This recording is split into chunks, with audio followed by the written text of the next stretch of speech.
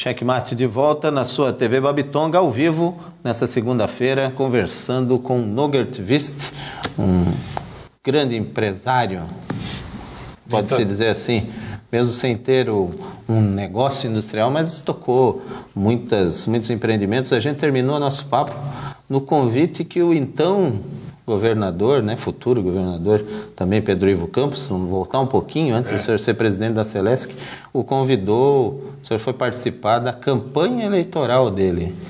O senhor participou desse momento em 86, é isso? 86. Como é que foi fazer essa transição, senhor Nogueira? Como é que sair aqui da iniciativa privada, tem todo mundo certinho, bonitinho, segue regra, naquela época principalmente, participação, CCQ, acho que o senhor também já participou disso também, e vai para a área pública numa eleição, organizar comitês. Naquele tempo, é bom que o pessoal que está em casa saiba, não tinha, internet, telefone celular para falar. Correu o estado de Santa Catarina com estradas... tinha fax. Mal, Telex, eu acho que era também, Era Telex que tinha. Telex, E como é que foi? Essa decisão veio tomada de que forma, Nogert Wist? Na verdade, eu conheci o Pedro Ivo muitos anos antes, porque ele serviu o exército comigo. Ele foi meu capitão de companhia aqui em Joinville, no 13º Batalhão de Caçadores, hoje 62BI. 62BI. E lá ele foi comandante da minha companhia. Eu fui soldado dele, cabo e sargento. E lá nós nos conhecemos. E essa é uma amizade de caserna. Sim. Para quem já teve essa lealdade, essa felicidade de servir a pátria, sabe o que eu estou falando. Infelizmente não tem lugar para todos os jovens nesse país para servir o exército. Sim.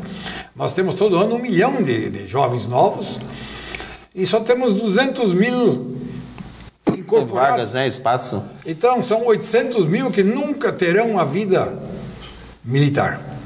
Ali nasceu essa amizade. E daí depois... Que envolve lealdade, que envolve disciplina, tanta coisa que podemos conversar uma noite aqui. Sim. E daí eu desapareci, fui para São Paulo, e o Pedro ficou aqui, deputado estadual, tal, e assumiu o partido, o MDB. E quando eu voltei, interessante foi isso aí, eu fui visitar ele na prefeitura, porque ele era prefeito aqui em Joinville. Ele era prefeito, mas estava no último ano. Aí dizia, mas você, onde é que tu andou escondido? Eu digo, eu estava em São Paulo, estava trabalhando na Tupi agora e tal. E daí dizia, mas você vai trabalhar comigo. Digo, mas como assim? Porque eu vou ser governador. Olha só. 4 anos antes. Eu vou ser governador, você vai trabalhar comigo, te prepare.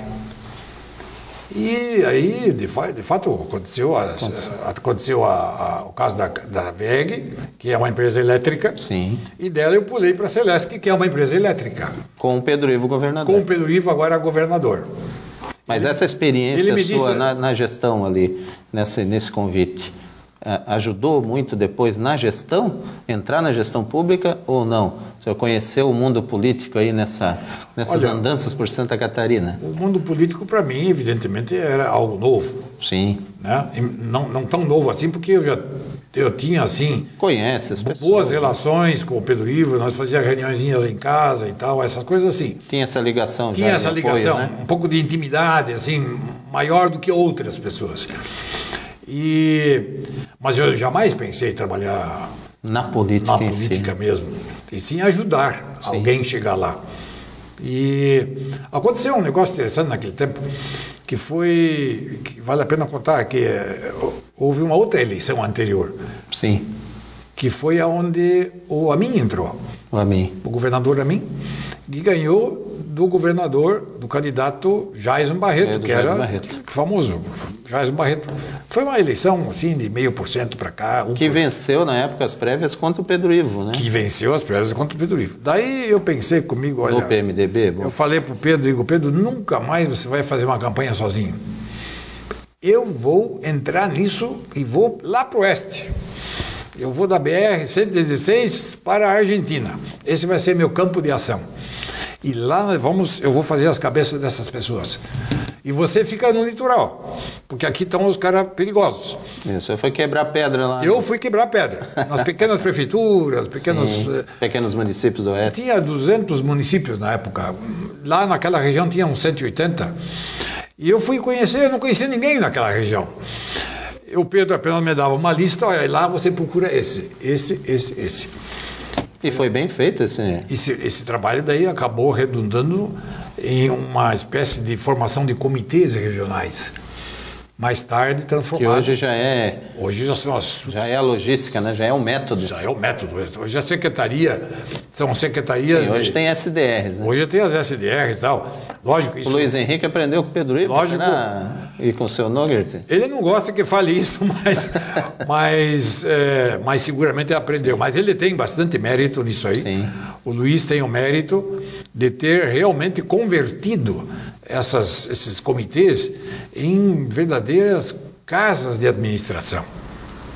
Não é o que muita gente diz hoje, né? Não, o que é hoje é outra coisa. Aí tem desvirtuamento. Não é aquilo. Já tem desvirtuamentos novamente. Sim. Infelizmente, por isso que o mundo da política tem essa diferença. Assim, você vive um momento, o ano seguinte é outro, daqui a 10 anos é outro. Mas mas começou realmente com os comitês regionais. Eu me lembro que eu me reunia sábados na casa do Pedro Ivo Campos, e lá nós, com o mapa de Santa Catarina na mão, a gente dividiu o mapa, o estado, em 18 comitês. E esses 18 comitês ficaram até o fim. Até o fim. E levou o Pedro a ser governador de Santa Catarina.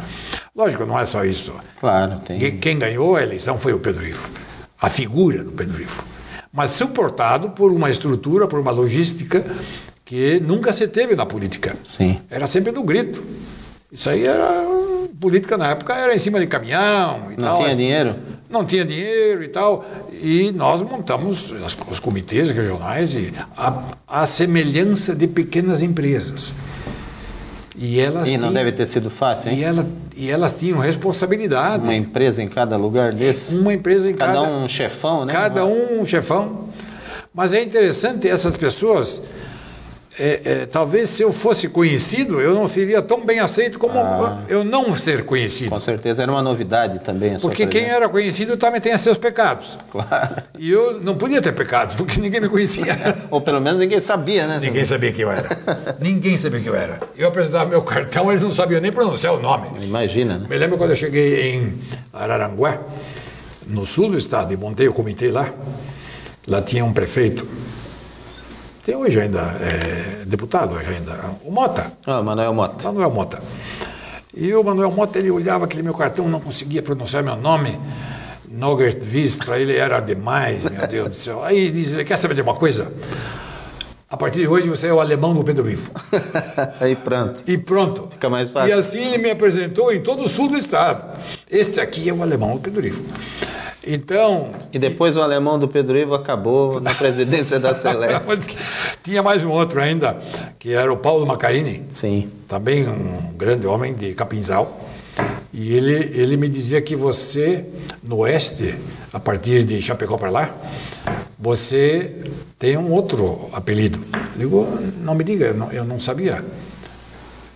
Não, você lá é o alemão do pé vermelho. Do pé vermelho. Não sei se você conhece essa expressão. Sim, pé vermelho. O pé vermelho, famoso. Eu era o alemão do pé vermelho, do pé vermelho. Aí eu digo, mas o que significa isso? Eu digo, não, é que esse pessoal todo que veio do MDB, que está no MDB, é um partido um pouco mais à esquerda, um pouco não, bastante à esquerda. Bastante à esquerda à época. E o pé vermelho significa a cor do Partido Comunista, hoje do PT, e eles me deram esse apelido, então, o alemão do pé vermelho. Né? Esse era no oeste de Santa Catarina. No sul era o alemão do Pedro Ivo. No sul era o alemão do Pedro Ivo. Mas, seu Nogert, aí chegou a presidência da Celeste, que vamos voltar um pouquinho essa experiência sua, né? Depois a gente volta para a política outra vez. Como é que foi entrar naquela estrutura Celeste gigantesca pelo estado todo, provavelmente arcaica, né? Antiga, E o senhor vindo de uma iniciativa privada que tem todo um método diferente de lucratividade, de rapidez, de qualidade. Como é que foi esse choque aí? Esse choque ele foi brutal, na verdade, né? Não só para mim, para o próprio governador também. Também. E para os políticos que foram chamados a compor o governo, até que não, porque muitos já eram políticos. Sim. Então, a eles isso já não era mais tão novidade. Mas o Pedro, que tinha sido comandante de uma unidade no Exército, eu que tinha sido chefe de uma fábrica, então não tínhamos como ter essa experiência. A única coisa que eu me lembro muito bem é que o Pedro me disse: olha, Nogueira, você vai ser o presidente da Celesc e me transforme aquilo numa empresa privada. Ela continuará pública, mas a gerência é privada. E conseguiu, senhor Nogueira? Olha, eu consegui. Ou pelo menos caminhar um pouco nisso? Eu tive só 3 anos porque o Pedro Ivo morreu no 4º ano. Sim. Como vocês sabem. Mas eu cumpri com o meu programa em 3 anos. Eu cumpri com o meu programa e transformamos aquilo numa empresa que eu diria que não era perfeita, não chegou a ser uma empresa privada e não era para ser também. Sim. E nem podia, mas os hábitos eram privados. Os hábitos eram. E isso chocou muita gente. Isso chocou bastante gente, né? Chocou muita gente dentro. Você arrumou bastante encrenca por causa disso, não? Olha, bastante não, mas umas boas. Havia núcleos. Mas eles, com o tempo, foram se convencendo de que era esse o novo caminho. E conseguiu fazer o encaminhamento que o senhor queria? Conseguimos fazer o encaminhamento que nós queríamos. Infelizmente, o governador não assistiu o fim desta história. Ele foi sacrificado no altar da democracia. Senhor Nogueira, nós estamos encerrando mais um bloco. Vamos voltar depois, no último bloco, aí falando um pouco mais sobre o livro e misturando política com essa questão privada. É só um instantinho, nós já voltamos com Checkmate ao vivo na sua TV Babitonga.